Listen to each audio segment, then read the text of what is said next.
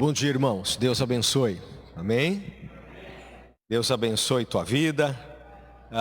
Prazer ver alguns irmãos queridos aqui que estão com a gente aqui nessa manhã. Quantos aqui não conheciam ainda a Silvinha, que fez o momento missionário? Quantos não conheciam? Deixa eu ver. Não conheciam. Todos conheciam? É só um ou outro, né? A Silvinha é missionária do Ministério Peniel, está trabalhando aí na obra do Senhor, partiu aqui da igreja, né? E nós louvamos a Deus e agradecemos o apoio da igreja, o apoio dos irmãos que têm orado, clamado pela vida dela, também pelos outros missionários.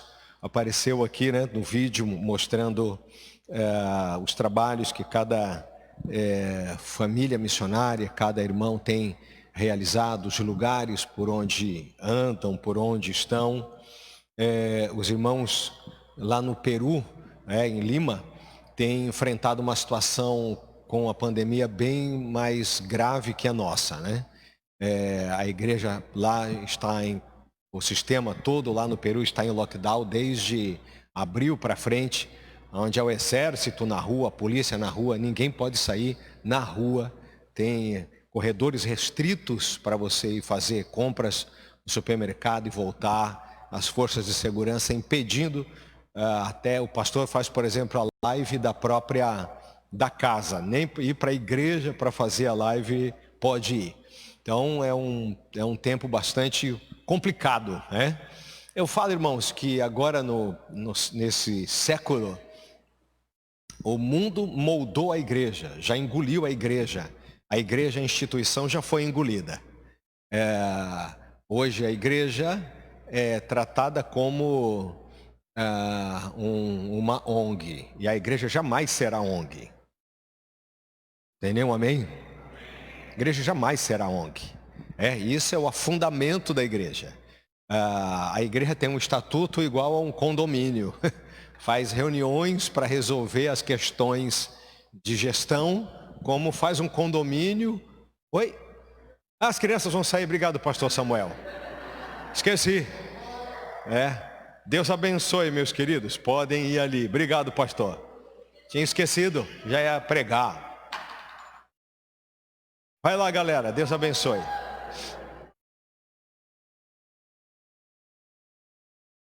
Muito bem.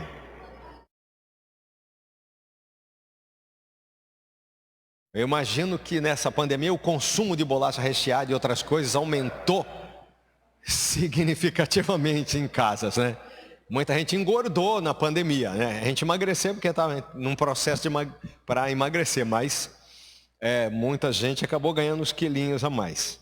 Mas aí depois pode perder, isso é bom. Todo mundo é bonito, né? Emagrece, engorda, continua bonito, amém? Já bonitão, né? Oh, glória, né? Emagrecer tem jeito, né? Agora, se é feio, não tem jeito. Então, todo mundo é bonito, não tem problema, é só emagrecer. Só umas coisinhas assim, emagrecer uns quilinhos, está tudo certo. Continua lindão, bonito, como Jesus fez. Glória a Deus, né? Mas eu falava aqui, né, a respeito, então, desse sistema. O mundo como sistema, ele colocou a igreja dentro de um pacote. Você precisa de laudos, você precisa de alvarás, você precisa de estatutos. A gente tem um estatuto para dizer que acredita na Bíblia. E a sociedade ainda, o mundo dita normas, dita realidades, das quais se você disser que não concorda, pelo menos em pensamento, você também já é criminoso. E assim por diante. Então, irmãos, vivemos um tempo perigosíssimo. Se você se permitir ser moldado pelo mundo, o que a palavra de Deus diz? Transformai-vos pela renovação da vossa mente, para que experimenteis qual seja boa, agradável e perfeita vontade de Deus. Porque senão nós entramos no absurdo. Você já viu grupos evangélicos fazendo reuniões de 3, 4 dias para decidir como é que vai obedecer a palavra de Deus. Com relação a algumas ordens que Jesus estabeleceu. Por exemplo, missões. Nos últimos anos, nas últimas décadas, vamos dizer assim, passaram por processos onde uma série de reuniões, uma série de possibilidades orçamentárias, uma série de posicionamentos de como treinar, de quem é ou quem deixa de ser, consumiram muito tempo, enquanto Jesus disse que era para ir. Então você só precisa ver como vai, o que faz. Às vezes um diz, não precisa evangelizar, quem tiver que se converter, Jesus traz, na igreja acabou. O outro diz, não, precisa sair para evangelizar. E aí então você tem só choques. Isso é fruto do quê? De que o mundo, que o sistema vem contra a igreja e já moldou a igreja. Decidimos dentro da igreja, da mesma forma como se decide no mundo os destinos de uma empresa ou de uma associação. Pastor, mas isso é certo? Isso está errado? Eu só estou falando que existe um modelo que a palavra de Deus estabeleceu e ele que tem que prevalecer. E de que, tá vendo, até o amém diminuiu. E de que apesar de nós termos que dar uma devolutiva para a legislação com relação à nossa existência, ainda que legal, CNPJ, coisa e tal, e essa coisa, mas isso não pode estar em primeiro lugar no nosso coração e na nossa mente. Porque foi muito fácil fechar a igreja com a pandemia. Fecha, e antes de fechar já tinha gente que já tinha fechado e fugido. E não se para ponderar, não se para avaliar. O mundo hoje diz, casamento é bobagem. O mundo diz, santidade é bobagem. Separação é bobagem. Honestidade é bobagem. Integridade é bobagem. E tudo isso vem atacar frontalmente o que a palavra de Deus estabelece, irmãos. Então nós precisamos ter muita graça, muita sabedoria. Somos os cristãos, não sei por quanto tempo, né? Pelo menos o pessoal da minha idade, somos os cristãos do século 21. Século 21? É isso, né?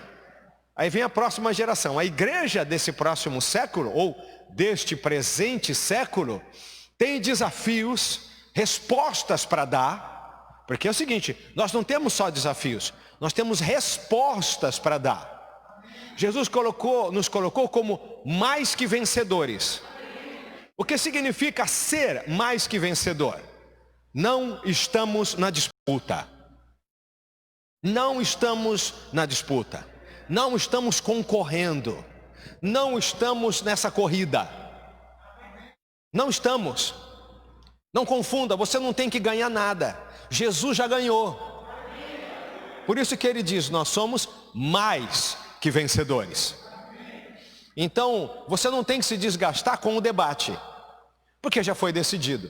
A palavra de Deus diz que a chave, o controle, a autoridade sobre a morte e o inferno estão nas mãos de Jesus. O nome acima de todo nome é o nome de Jesus. É o nome de Jesus. Essa é a verdade.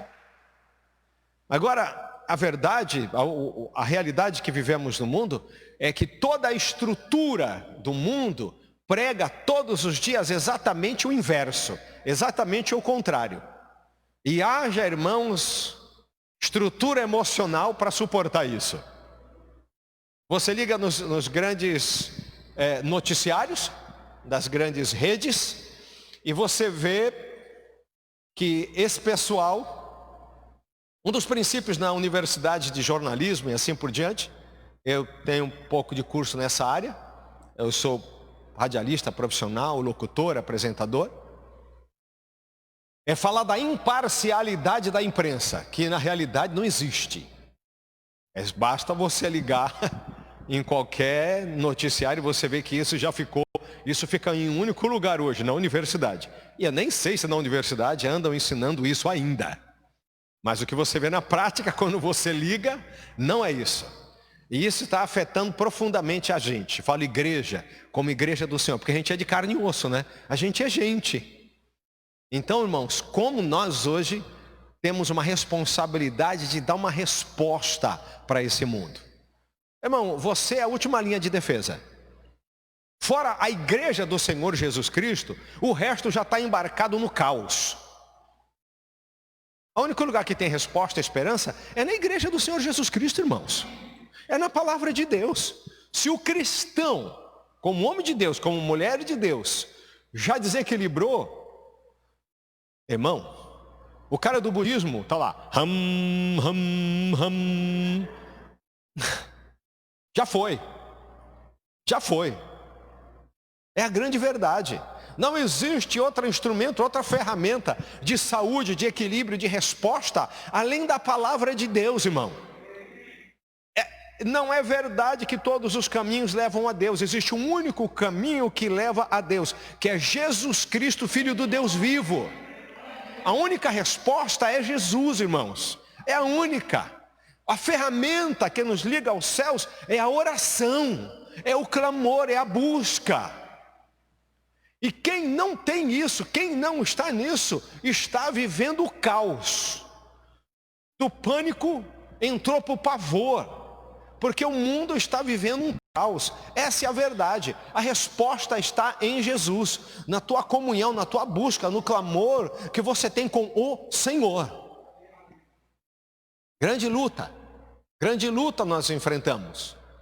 E a igreja é a resposta. A palavra de Deus diz que o mundo, que a criação geme, esperando a manifestação dos filhos de Deus, que é eu e você.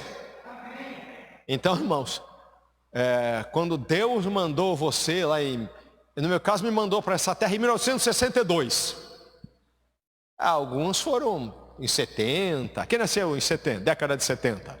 Levanta a mão. Olha, que bênção. Década de 80. Olha, que bênção. Década de 90. Deixa eu ver. Ó, Daniel, tá década de 90. Glória a Deus, você tá novinho, hein? Puxa vida. Eu vou deixar para a década de 60 para lá, não vou descer mais, que é para não complicar. Tá bom, né? Eu como 1920, década de 20, de 30, 40, velho. Eu acho que aí não dá para chegar, mas 40, 50, né? E aí vai. Ô, glória, né? Mas quando Deus nos mandou para essa terra aqui, na década que você nasceu, Deus já tinha esse plano de você estar aqui e ser resposta para esta situação. A história, eu digo a história do homem, não é um amontoado de fatos que não tem conexão. Você já viveu como dizia minha avó, uns par de anos por aí já.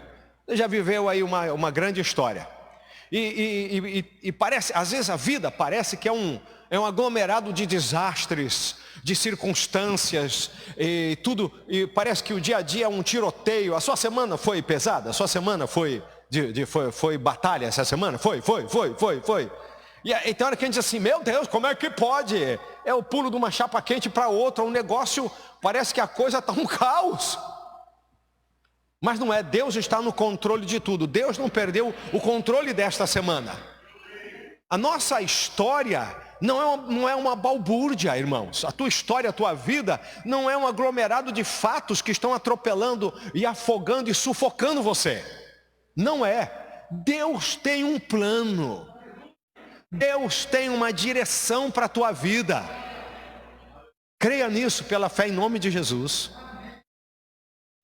Os teus sucessos, as tuas falências, os teus sufocos, os momentos que você vai para o vale da sombra da morte, o momento que você está no alto do monte, as tempestades, os naufrágios, tudo isso. Irmão, o apóstolo Paulo está no naufrágio.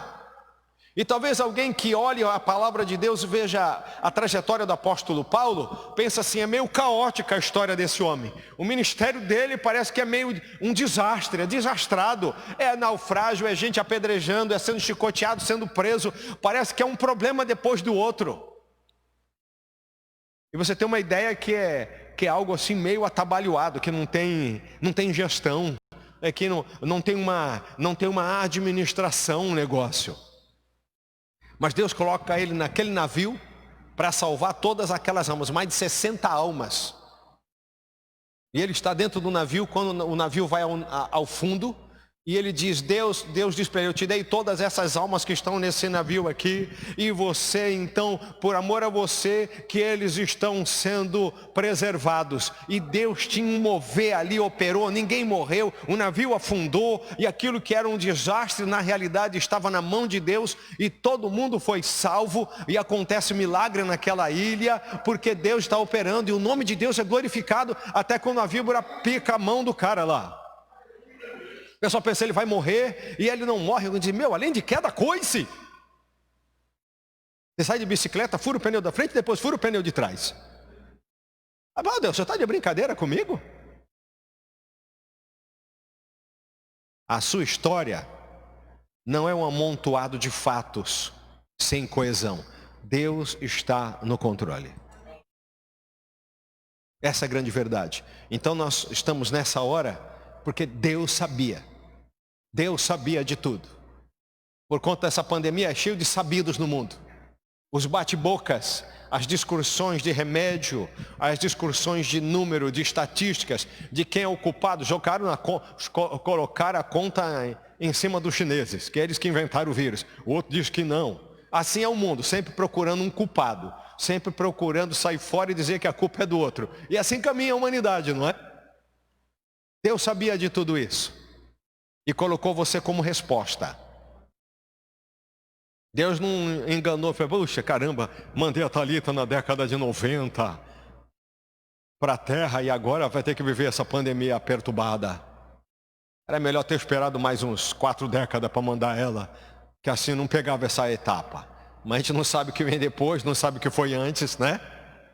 Deus sabe. Deus sabe, meu irmão. Deus sabe. Eu gostaria de falar sobre o seu engajamento. Livro de Neemias. Vamos para Neemias. Você pode encontrar aí Neemias.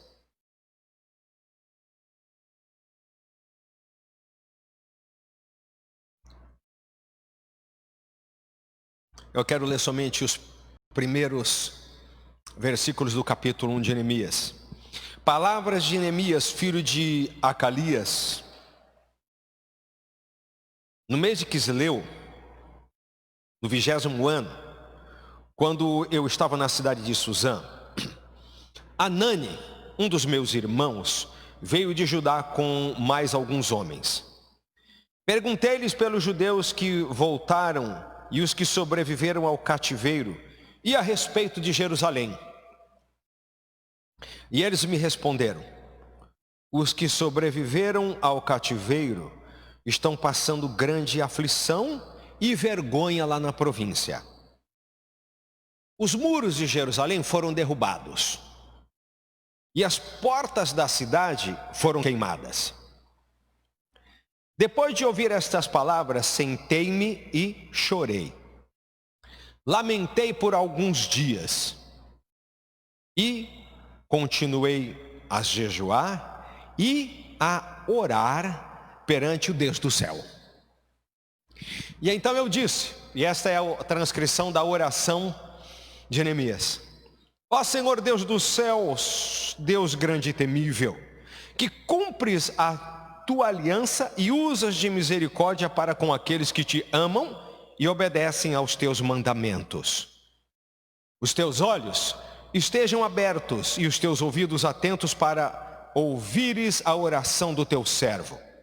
Esta é o que faço diante de ti, dia e noite, pelos israelitas teus servos.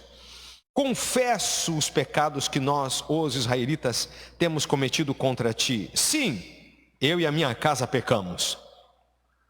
Temos agido de forma perversa contra ti e não temos obedecido aos teus mandamentos, nem aos estatutos e às leis que ordenastes ao teu servo Moisés.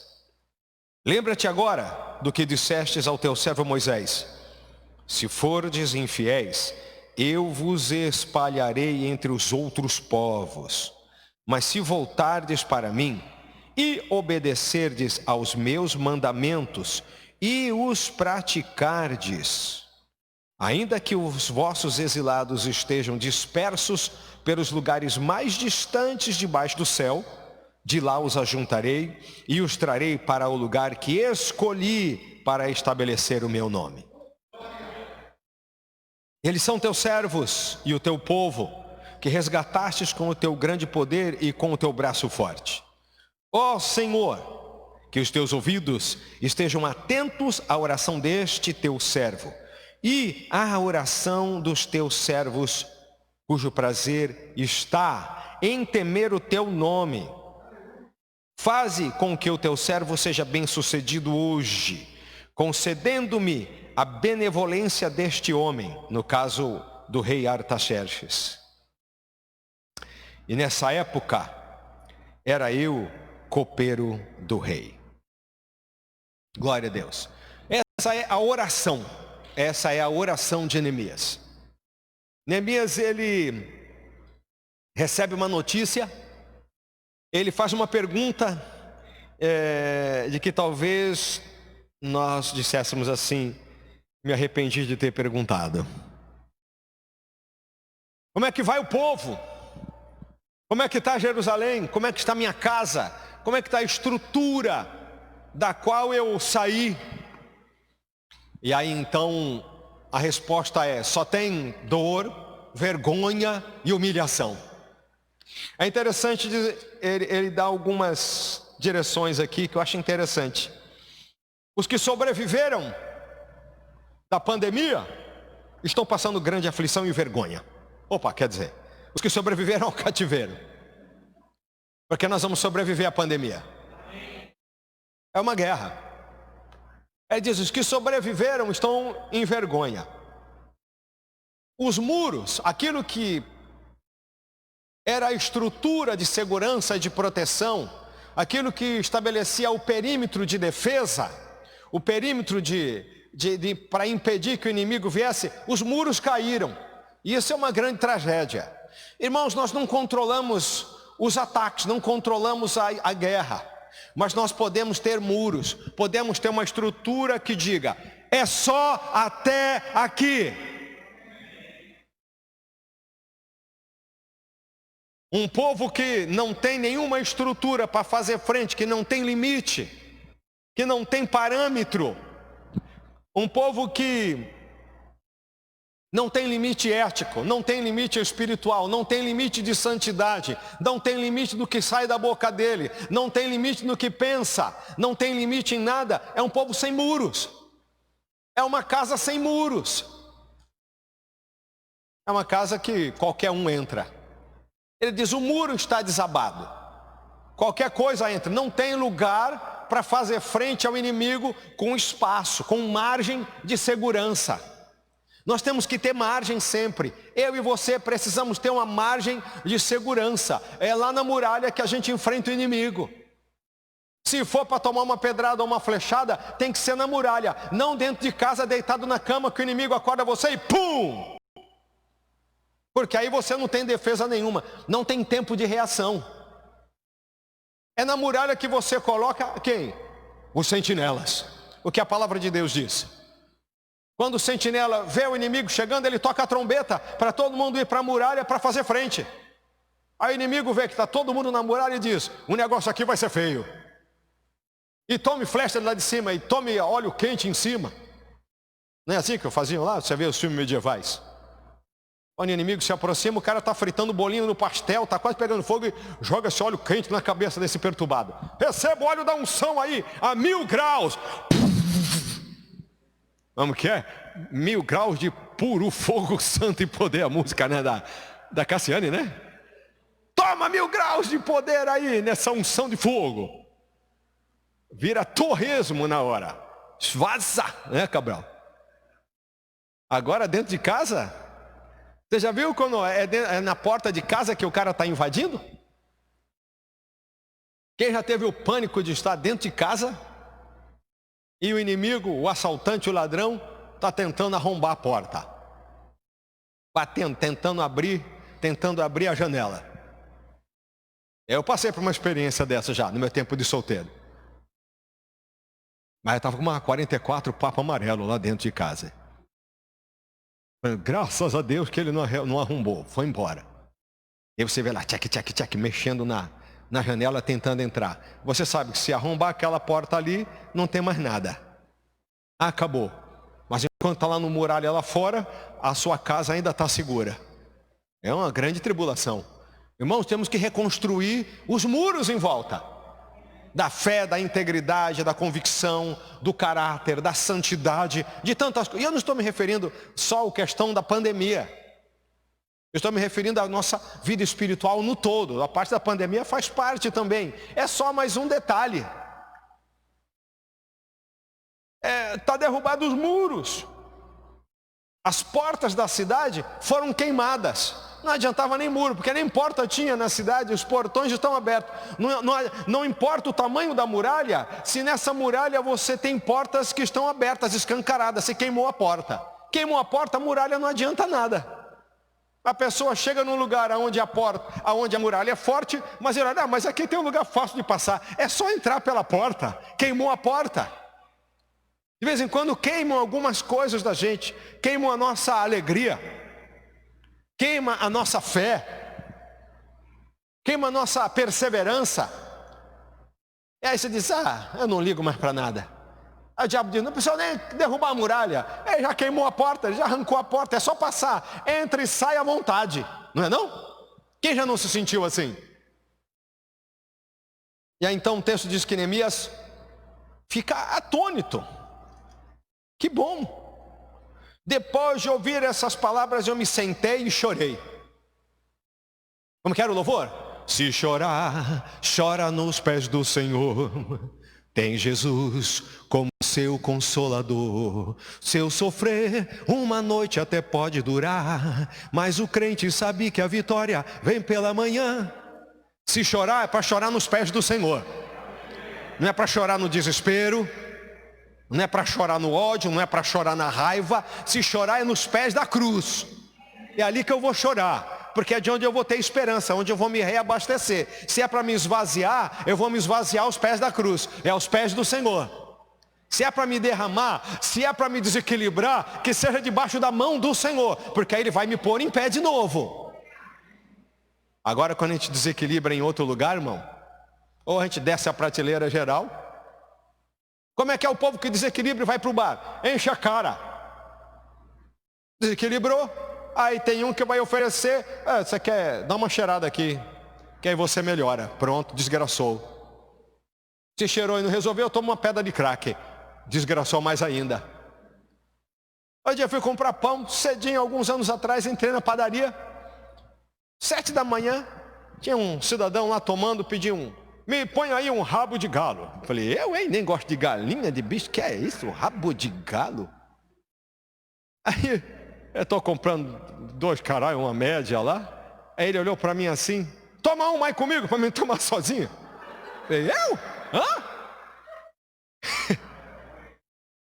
Eu nem gosto de galinha, só como peito a milanesa, parmegiana. Imagina, um rabo de galo, Deus me livre, misericórdia. Mas eu sabia que era uma bebida alcoólica. Falei, toma um café com leite contigo aí, eu vou te falar do amor de Deus. Misericórdia. O que é rabo de galo? O que tinha ali dentro? Sei lá. É cachaça, né? Com alguma coisa, eu acho. É aí que acontece quando você desequilibra e está envolvido com o outro.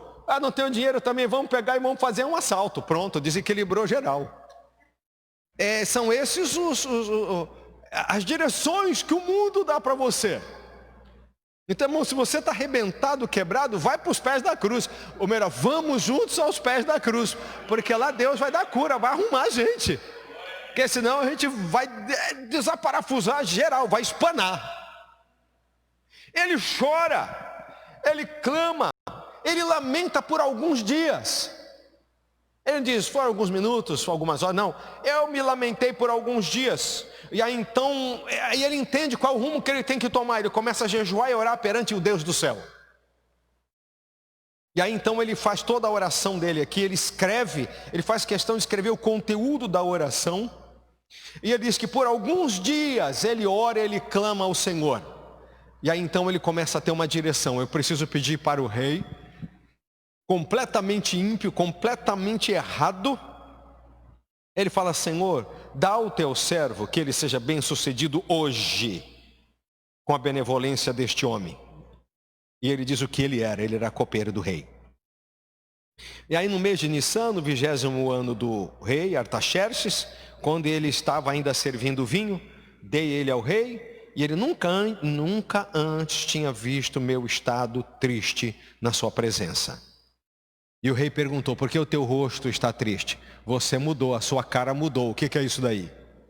E aí então ele começa a contar, conhecemos o texto, e ele pede para um pedido ousado. Ele pede patrocínio para construir uma cidade. É o que ele pede. Aí o negócio de pedir oferta é muito malhado no Brasil, né? Porque a mídia trabalhou bastante isso. Você vê como eles têm interesse dentro da igreja.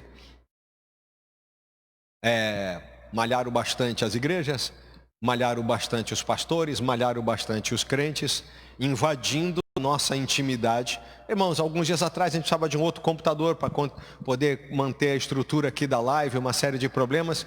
Eu fiz um apelo e os irmãos daqui abençoaram, compramos o computador à vista. Eu estava procurando para comprar a prestação e os irmãos abençoaram e a gente comprou à vista o computador. Está lá, glória a Deus. E aí o que a gente tinha aí já está quase a lenha, né? Quase funcionando a corda, né? Já antigo e agora com esses negócios de live aí, esse negócio consome muito. Só essa câmerazinha aí tem, nem lembro quantos anos ela tem. Está funcionando, glória a Deus, não sei por quanto tempo. Assim como todo mundo, glória. Mas o Neemias, ele diz assim: eu preciso construir uma cidade. E eu preciso que o Senhor me libere para ir construir a cidade. Aí o rei diz: eu libero, pode ir. Mas eu também preciso que o Senhor me dê todo o material de construção para eu reconstruir a muralha da cidade. E o rei diz: então eu dou. E aí o rei diz: sabe, acontece que no caminho tem umas pessoas atribuladas que vão se levantar contra. Eu preciso de salvo-conduto e carta, green card para passar. Eu preciso do visto no passaporte para todos os lugares que eu for passar, para ninguém me atrapalhar. Eu dou também. Deus deu tudo que ele precisava. Deus deu tudo. Que coisa linda. Agora vamos trazer para você. Isso vai estar gravado, depois você pode anotar. Mas se você quiser anotar, você anota. Irmãos, as nossas melhores orações, ou a nossa melhor oração, vai nos levar a nossa melhor ação. Talvez a gente precise desdobrar. O teu maior comprometimento pessoal com Deus, em comunhão com Deus, em oração com Deus, vai levar você ao maior ato, ao melhor resultado material da sua história e da sua vida. As pessoas do mundo hoje estão vivendo sem perspectiva. A única perspectiva que o mundo tem hoje e aguarda e espera é sair a vacina. E não enxerga mais nada. Porque aquilo que eles entendiam como a história deles, o mundo deles, foi colapsado pela pandemia. O cristão tem uma visão diferente. Nós vamos passar os portais da glória em vitória. Sem Covid, com qualquer pereba, ou seja, a nossa vitória já é garantida em Jesus. Esse processo aqui é percalço da caminhada. No mundo tereis aflições, mas tem de bom ânimo, porque eu venci o mundo, disse Jesus. Jesus também disse: Pai, não peço que os tires do mundo, mas que os livres do mal. Então nós não temos como nos furtar a viver as coisas aqui. Seria bom, a gente não viver, mas a gente tem que viver as situações, e estamos aqui. Mas volta aqui para Neemias. Neemias, então, quando ele se dá conta do problema que o povo está vivendo, a cidade, ele ora. E na oração dele, ele é levado para reconstruir uma cidade. O nível de envolvimento dele com aquela situação levou ele a construir a cidade. O seu tempo devocional, o seu tempo de clamor, o seu tempo de busca se desdobrou em algo que se materializou na estrutura e na reconstrução de uma cidade. E não é só a questão material. Neemias, você vai encontrar no livro de Neemias, pelo menos esses 3 pontos, essas 3 abordagens na história dele. O zelo dele pela glória de Deus. Não é o zelo pela instituição. Não é o zelo pela estrutura material. Zelo pela glória de Deus. Porque o zelo pelas questões religiosas acaba gerando legalismo. Você abusa de pessoas para poder ter uma estrutura. Muitas vezes nós temos um desafio aqui, um prédio grande, antigo, muita manutenção. E se a gente começar a entrar nesse processo, a gente gasta mais de 90% do tempo resolvendo esses cacarecos que tem que arrumar, que tem que pôr em ordem, e esquece das pessoas. Muito embora você tenha que ter um lugar para receber, uma estrutura, uma plataforma para todos os projetos, para poder cuidar de pessoas, mas se você não tiver o equilíbrio, o discernimento, você acaba vivendo só por conta do material e esquece os seres humanos e esquece o espiritual. A apresentação, ela é importante, a apresentação é bonita. Eu tenho um olho clínico que eu fico chateado se eu vejo aqui um copinho largado, um pedacinho de papel, isso me aborrece profundamente. Toda dona de casa não gosta de ver, de repente, um chinelo capotado no meio da sala, quando chega a visita. Aquele copo de refrigerante de quinta-feira que ainda está lá no sábado, debaixo do sofá na sala. Pelo menos espero que não. E assim por diante. Então a gente tem que manter uma estrutura de limpeza, de apresentação e assim por diante. Isso é importante. Mas o nosso zelo tem que ser pela glória de Deus. O que significa zelo pela glória de Deus? Santidade. Separação, afastamento do pecado. A minha vida tem que ser um testemunho de que Jesus é bom.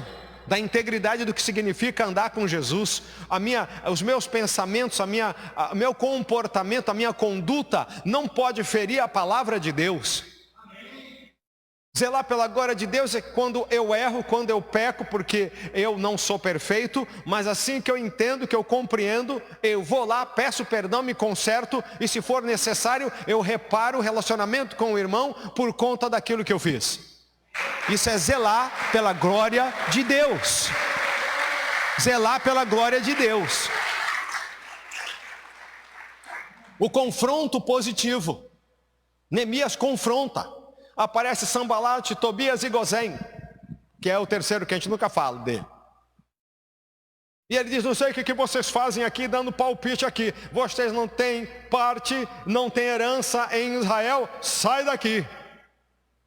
Ele confrontou a influência errada, a influência mundana dentro do seu ambiente. Glória a Deus por isso. E isso teve um custo alto para ele. Ele tinha que dormir com a roupa do corpo, que ele trabalhava de dia para levantar. Ele vivia de prontidão constante, porque tinha fila de gente para matar ele. E quando ele estava trabalhando, ele levava o equipamento de trabalho, mas levava as armas de guerra. Quando ele ia tomar banho, ele levava as armas de guerra com ele. Eu imagino que ele esfregava a cabeça com sabão e o olho ardia porque ele não fechava o olho. Ele disse, se eu fecho o olho, alguém fura meu bucho. Ele disse que ele ia tomar banho com as armas. Você já viu alguém assim? Tão tático dessa forma? Dormia com as armas de guerra. Metade dos homens dele trabalhava e a outra metade vigiava. Misericórdia. Preço alto ele teve que pagar por conta do seu zelo com as coisas de Deus. Segunda coisa, um amor pelo seu povo. Ele tinha amor pelo povo. O povo chega para dizer, sabe o que está acontecendo? Na crise sempre surgem os aproveitadores. Todo mundo sabe disso. E o pessoal que tinha um pouquinho de dinheiro estava emprestando dinheiro a juros para quem não tinha mais dinheiro e que vivia naquela miséria. Nada parecido com esses dias, né? Oportunistas. E eles chegam a dizer, a gente já fez tudo, já vendeu tudo, já não temos mais nada, só falta a gente se vender como escravo para pagar. E aí o Neemias chama e diz assim, o seguinte, isso está errado. ele se preocupa com uma questão do dia a dia, uma questão que poderia ser interpretada como corriqueira. Alguém que estava tentando reconstruir a estrutura de uma cidade tem que sentar para resolver a questão da cesta básica da pessoa ali, se tem um disco voador no prato ou não. Irmãos, nosso amor pelas pessoas faz com que nós possamos lidar com as questões mais pertinentes que envolvem o macro da coisa, como também descer sem nenhum problema e resolver ali que a pasta de dente acabou. Aleluia. Porque todo problema é grande para a pessoa que está passando pelo problema. Se você está com uma dor de cabeça e não tem um comprimido para dor de cabeça em casa, é igual está precisando operar. Quem é que já passou a noite com dor de cabeça que acabou o comprimido para dor de cabeça? Um comprimido para dor de cabeça é uma dor medonha e não consegue dormir. Quando você tem amor, problema não tem tamanho. As pessoas que estão passando a necessidade vão ser atendidas e vão ser socorridas e vão ser ouvidas. Glória a Deus por isso, não é? E o terceiro é contar a sua vida. Isso fez Neemias. Contou a sua vida como nada. A única forma de você se entregar é contar a sua vida como nada. Senão você vai ter reservas. O cara que vai para a guerra e que é eficiente, ele tem que aceitar uma coisa, só uma coisa, que ele já morreu. Ele já está morto. E a palavra de Deus diz: vós já estáis escondidos em Cristo. Aquele que morre com Cristo, ressuscita com Ele. O soldado, quando vai para a guerra, se morre na guerra, ele não é fracassado, ele é herói. Se tombar em combate, ele recebe a mais alta honraria, porque tombou na guerra como herói. Se você entra na guerra querendo sair vivo, você não vai para a guerra, você não vai conseguir fazer nada, porque você tem que desistir da própria vida. Pastor, isso é bíblico, eu vou dar um exemplo para você. Jesus Cristo falou na parábola, na pérola de grande valor.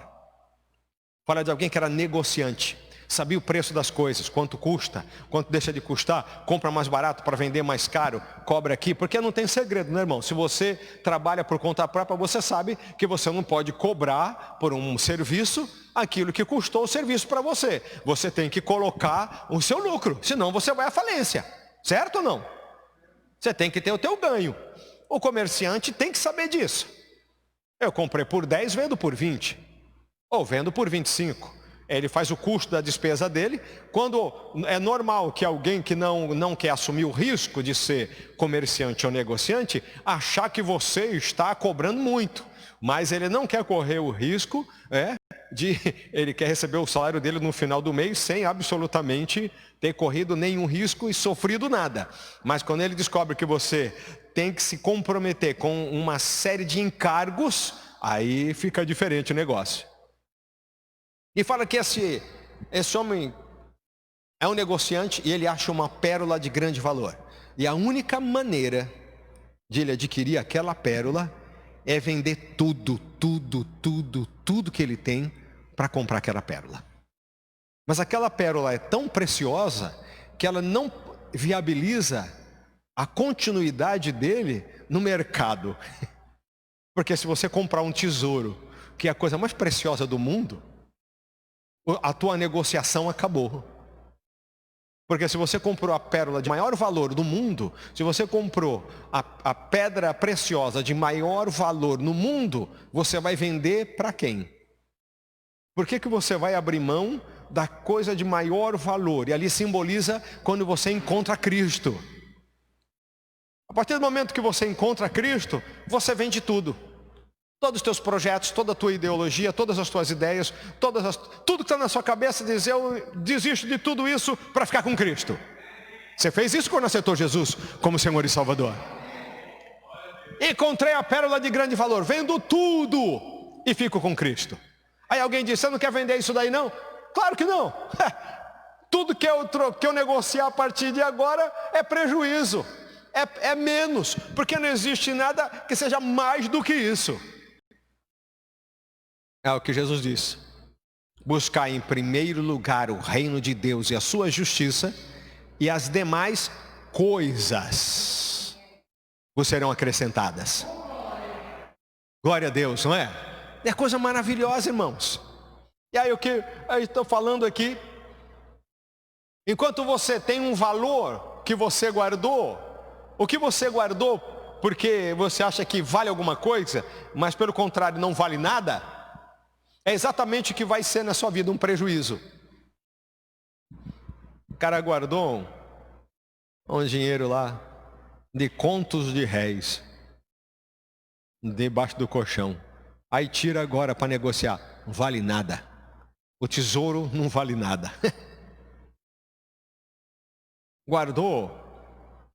Sei de alguém que guardou um Passat 81 na garagem. Pensou, Silmar? Pegou, hoje vale, né? Colocou em 4 naqueles negócios assim para ficar no alto. Desde o dia que comprou, só saía para ir na feira no domingo.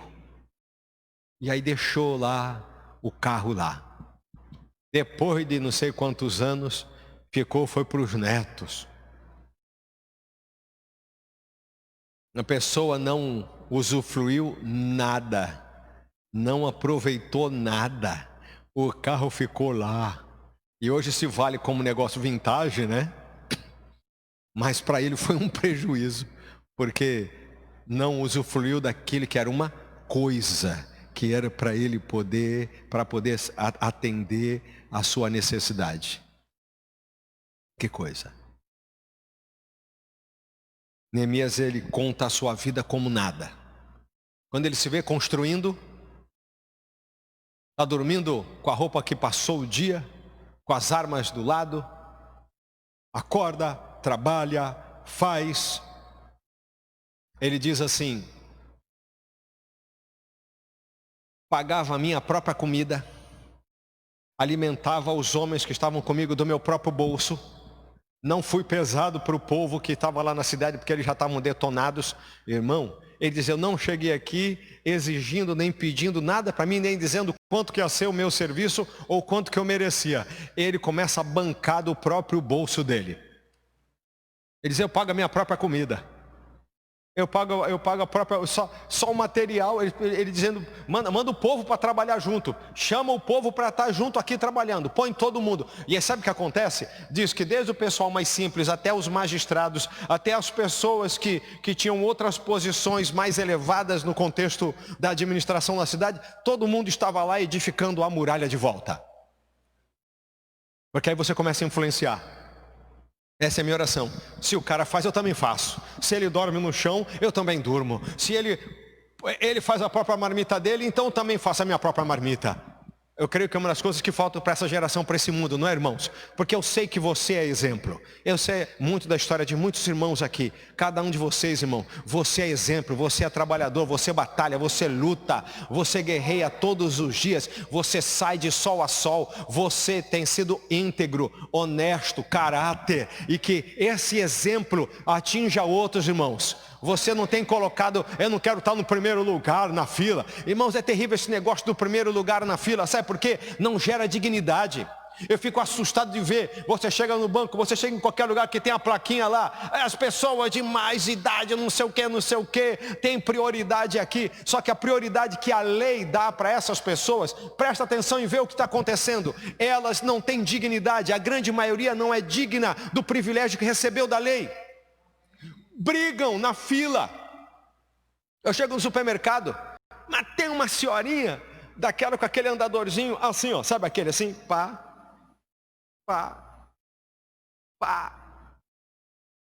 Uma vozinha assim, não sei que idade ela tinha. Eu acho que ex-combatente da Guerra do Paraguai.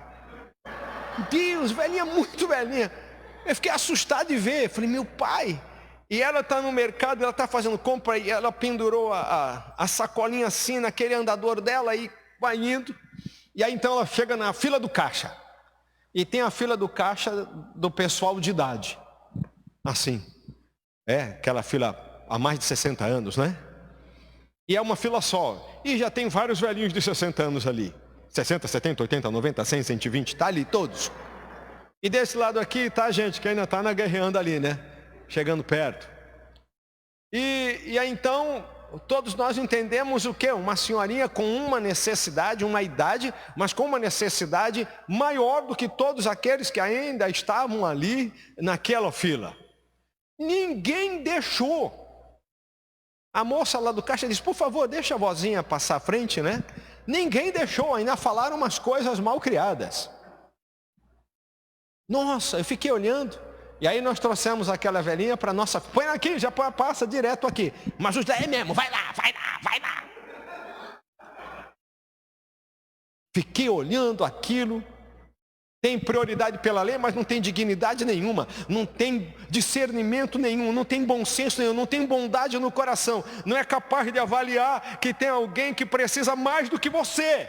Irmão, um cristão, ele olha, ele tem necessidade, você tem necessidade, mas você é capaz de discernir o que está acontecendo na sua volta. A sua dor, o seu problema, a sua dificuldade não cega você. Você é capaz de dizer, eu divido. A Bíblia diz que o justo se compadece e dá, divide, ele não dá do que sobra. Ele é capaz de compartilhar o que Deus tem colocado na vida dele com o outro, aleluia, louvado seja o nome do Senhor. Isso é exaltar a glória de Deus. Louvado seja o nome do Senhor, irmãos. Jesus fez isso na cruz, só para você ter um exemplo. Pregado na cruz, todo espancado, torturado, cheio de hematomas, furado nos pés e mãos, espancado, coroa de espinho na cabeça, travado, deslocado o ombro e tudo mais. Quando o ladrão desse lado xingando, ele não reage, diz, cala a boca, vou mandar um Hadouken para você. Já estou nessa dor aqui. Você já ficou com dor de barriga? Você pode estar apaixonado pela namorada, pelo namorado, pode ser 5 minutos antes da lua de mel. Mas se der um revertério da dor de barriga, você não quer. Você não quer de jeito nenhum teu namorado, teu marido, tua esposa, pode ter uma barra de ouro de 25 quilos para você ali, para receber na hora. Você diz, eu tenho que ir no banheiro primeiro. E depois você volta, depois que resolveu o problema, porque não dá. A dor faz com que o ser humano mude todas as suas prioridades. Não é não? O cara está ali falando um monte de absurdos e ele não reage. Ele não dá resposta nenhuma. Está no controle, mesmo diante da sua dor. O outro aqui diz, cala a boca, porque esse homem aqui não fez mal nenhum. A gente está aqui porque a gente merece. A gente foi uma peste, a gente merece estar morrendo assim. E diz para Jesus, Jesus, o Senhor lembra da gente? Me lembra de mim quando o Senhor chegar hoje no seu reino. E Jesus diz para ele, hoje mesmo você vai estar comigo no meu reino. Eu me recordo só uma vez que aconteceu algo muito perto disso comigo. Crise de cólica renal, vários anos atrás. Depois disso tomo muita água. Estou lá na cama, lá em casa. Aí chegou um dos obreiros da igreja. Foi me visitar. E eu estou lá na cama e aquilo ia e voltava, já tinha tomado um negócio na veia, tudo. E o irmão começa a discutir as questões que tem que ser resolvido na igreja. E então ele toma água, pastor, para empurrar pedra, ele tomava água. E ele continuava falando dos negócios. Eu nem sei o que foi que eu decidi, que eu deixei de decidir ali. Vai, para de falar de problema, cara. Estou detonado aqui, mó dor. Não conseguia, a cabeça não tinha clareza para lembrar das coisas que eu estava fazendo. Jesus estava no controle. Hoje mesmo você vai estar comigo no paraíso. Resolveu a eternidade daquele rapaz. Às vezes a nossa dor cega a gente. Às vezes a menor dor. Por quê? Porque nós vivemos num mundo que nos sufoca constantemente e nos ensina que o nosso comportamento tem que ser para satisfazer as nossas necessidades. É um mundo narcisista. É um mundo que ama o egoísmo, cada um no seu quadrado. Prefiro ter paz do que razão. Não tem coisa mais satânica do que essa frase, porque isso é a raiz, sabe do quê? Da omissão. Por isso que as situações não são confrontadas. Prefiro ter paz do que ter razão. Jesus disse, eu trouxe a espada, não vim trazer a paz. Não, e a gente fica dizendo, eu prefiro ter paz do que razão. Vamos confrontar esse negócio aqui. Peraí, isso não é de Deus. O mundo devagarzinho começa a distorcer a nossa fé, distorcer a nossa caminhada com o Senhor. Qual foi sua melhor oração? Para encerrar, Qual foi a melhor oração? Vai ser a sua melhor ação. Você ora pelo irmão, você ora pela conversão da sua família. Isso vai se desdobrar no quê? De como que você vai trabalhar agora com essa família. Como que você vai discipular essa pessoa. Como você vai continuar clamando, orando. A sua melhor oração vai estabelecer a melhor ação, a mais importante atuação da sua vida. Vamos orar, quero abençoar você. Meu Deus, eu quero abençoar os meus irmãos e as minhas irmãs aqui, pedindo por um mover de Deus sobre as vidas agora aqui, em nome de Jesus. Talvez você está com a gente nessa manhã e ainda não tem Jesus como Senhor e Salvador. Então eu quero convidar você a entregar sua vida para Jesus agora. Talvez você que está em casa, só levantando a mão assim, dizendo sim para Jesus. Se você ainda não fez, você já fez, amém. Mas se ainda não fez, levanta a mão assim, fala, Jesus, nesse momento eu te aceito como Senhor e Salvador da minha vida. Peço perdão pelos meus pecados e peço que o Senhor escreva o meu nome no livro da vida. Me restaure no nome de Jesus agora. Amém. Mas Senhor, agora eu quero orar pelos meus irmãos aqui. Que o Senhor coloque uma razão de oração, a melhor oração agora no coração do meu irmão e da minha irmã. A oração que vai levá-la à sua melhor ação dos últimos anos, dos últimos tempos. Mesmo, Pai, nesse tempo de pandemia, nesse tempo de tantas complicações, meu Deus, que esse teu servo, tua serva, possa começar a ter um fogo no seu coração, uma chama no seu coração, meu Pai, em nome de Jesus, para realizar a obra do Senhor, o chamado do Senhor. Abençoa, cura, renova, restaura, reanima, derrama da unção, derrama da bênção, derrama da graça, derrama um grande mover do teu Espírito sobre os nossos amados aqui, em nome de Jesus, meu Pai. Amém, Senhor. Amém, aleluia. Deus abençoe você, Deus abençoe você, em nome de Jesus. Que Deus abençoe tua vida.